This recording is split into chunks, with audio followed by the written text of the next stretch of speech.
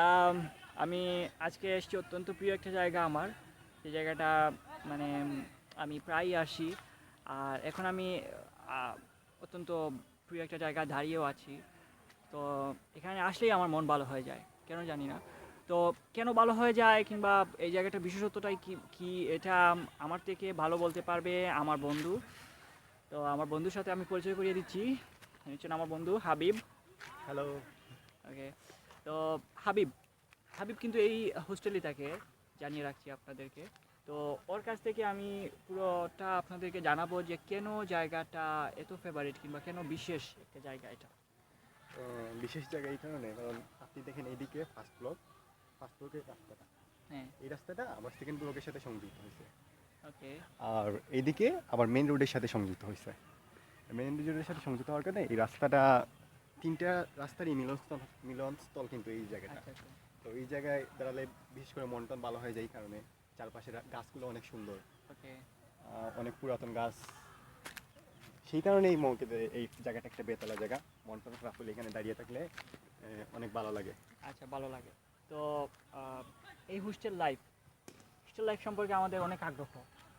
তো হোস্টেলে মানে আপনাদের যে পরিবেশ, তারপর এই যে প্রকৃতি, খোলামেলা পরিবেশ, প্রকৃতি, সেগুলো আপনাদেরকে মানে আপনাদের অনুভূতিটা কি হোস্টেল নিয়ে? হোস্টেল নিয়ে অনুভূতি বলতে, হোস্টেলে যখন ফার্স্ট টাইম মানে হোস্টেলে আমাদের উঠার জন্য বলে, তখন আমার তেমন একটা আগ্রহ ছিল না। তারপর ফ্রেন্ডরা যখন আগ্রহ দেখাইলো যে তারা উঠবে, তো আমিও চিন্তা করলাম যে আমিও দেখি, আবেদন করি। হইলে তো হইলো, না হইলে নাই, বাসায় থাকবো। তারপর আবেদন করলাম, পেয়ে গেলাম। তো আমার ফ্রেন্ড একটা ফার্স্ট ব্লকে থাকে, চিনবেন, কামরুল নাম। তো ফার্স্ট ব্লকে, আমার সেকেন্ড ব্লকে দেওয়া হয়েছে। তো প্রথম দিকে ভয় লাগতো যে হোস্টেলে উঠছি, রাজনৈতিক পরিবেশ খারাপ হবে, আপনার মারামারি হবে, এগুলো অনেক ভয় ছিল। তারপর এক সময় দেখলাম আসার পরে যে এটা কোনো কিছু না, অনেক মজার একটা লাইফ এখানে, অনেক মজা। বড় ভাইরা অনেক আন্তরিক, ছোটরাও অনেক আমাকে সম্মান করতেছে, আচ্ছা। তারাও অনেক ভালো। তারপর তো এই চলতেছে ভালোই। চলতেছে। আচ্ছা, তো হোস্টেল নিয়ে অনেক কথা হলো। তো হোস্টেল লাইফে আসার আগে তখন আপনার মানে হোস্টেল নিয়ে ধারণাটা কী ছিল? পজিটিভ ছিল নাকি? প্রথম দিকে তো অনেক দিন পরে, আপনারা তো জানেন, হোস্টেলটা পুড়ে দেওয়া হয়েছিল। হ্যাঁ। তো হোস্টেলটা পুড়ে দেওয়ার পর আবার নতুন করে সব কিছু করা হয়েছে। তো প্রথম দিকে বই ছিল যে আবার যদি এরকম কিছু হয়, অথবা মারামারি টারামারি এইগুলো কিছু হয়। তারপর এক সময় দেখলাম, আসার পরে তো দেখতেছি এখন পর্যন্ত কোনো বড় ধরনের কোনো মারামারি হয় নাই, আচ্ছা আচ্ছা। কিছু হয় নাই। বললাম তো, রাজনীতি এখন দেখা গেছে বাইরেই সব রাজনীতি হচ্ছে, ভিতরে কোনো কিছুই না। আচ্ছা, ওকে, নাইস। তো এই যে মানে হোস্টেল হোস্টেল নিয়ে কথা হলো। তো যে কলেজটাতে আছেন, এমসি কলেজ নিয়ে মানে আপনার ইয়েটা কি, মানে অনুভূতি বা মতামত আপনার জানতে চাইবো। এমসি কলেজ, হ্যাঁ। এমসি কলেজ বর্তমান এমসি কলেজ বলার মতো না। আমি জানেন তো, আমি এক পরিসংখ্যান ডিপার্টমেন্টে আছি। এই ডিপার্টমেন্টটা অনেক ফ্রেন্ডলি একটা ডিপার্টমেন্ট। বড় ভাইরা, ছোটো ভাইরা সবাই অনেক ফ্রেন্ডলি, সবার সাথে সম্পর্ক অনেক ভালো। তো কলেজ অনেক পুরাতন একটা কলেজ, বুঝতে বুঝতেই হবে। হ্যাঁ। কলেজটা অনেক নাম, সেরকমই পড়াশোনার মান অনেক ভালো।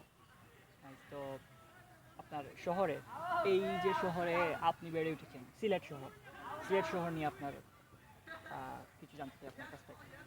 সিলেট শহরে আমার বাসা বলতে গেলেই পাশে, বেশি দূরে না।